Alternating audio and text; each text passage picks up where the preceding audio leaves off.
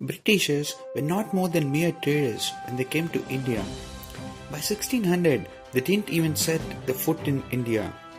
Before 1757, they had no power in India, but by 1857, they controlled most of the Indian subcontinent and, to go along with it, carried out a lucrative trade of taking things from India and at low cost and making finished goods in England and selling them across the world at very higher prices.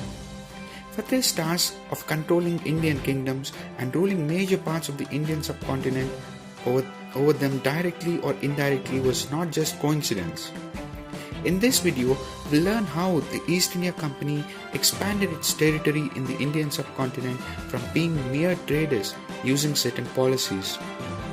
The company of traders and merchants had a handful of policies to apply on the native kingdoms to rule subsidiary alliance system and doctrine of Lapse.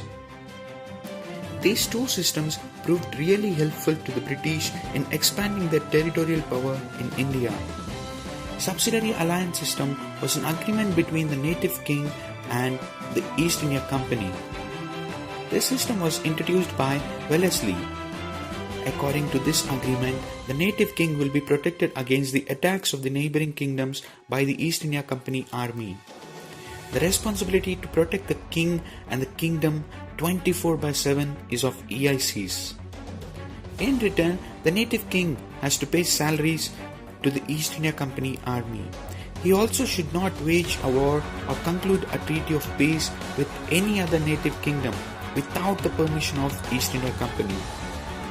The foreign affairs of the native kingdom is to be managed by an officer of the East India Company stationed in the court of the native kingdom. Also, he is not supposed to employ any other European in his court other than the members of the East India Company. Indirectly, the power to manage things of importance were taken away by the East India Company from the native kings, whosoever signed the treaty.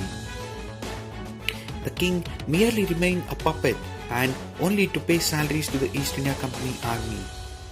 Slowly, the native kings, on the pretext of this treaty, were drained out of their wealth and of their power, and were pauperized finally.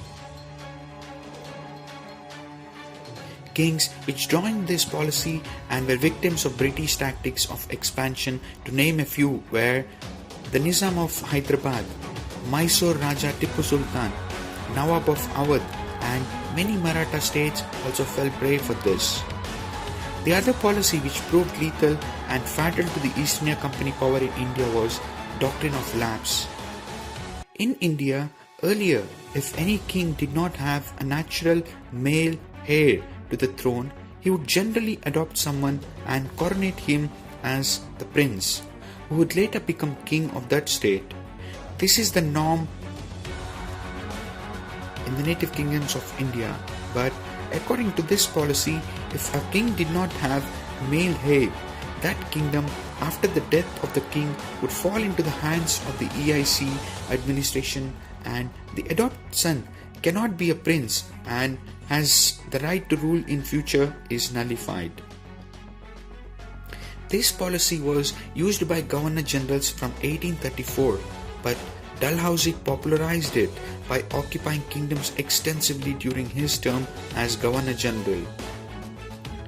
This policy of Dalhousie's angered a lot of native kings and princes who became nobody after the death of their adopted fathers. This policy, unlike subsidiary alliance system, was not a mutual treaty between East India Company and the native kings. It was like a diktat which native kings and princes did not accept, yet they lost the kingdoms to the East India Company. Few kingdoms which fell prey to this policy were Jhansi, Nagpur, Satara, Udaipur, Orkot, and many others.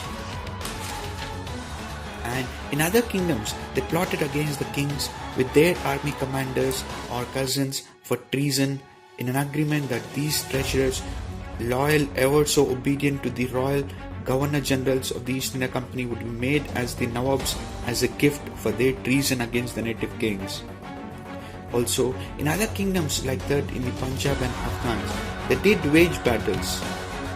That's how they were able to change the names of the rulers on the maps and cartograph the East India Company's name on the Indian subcontinent and etched a name for themselves in the history of India.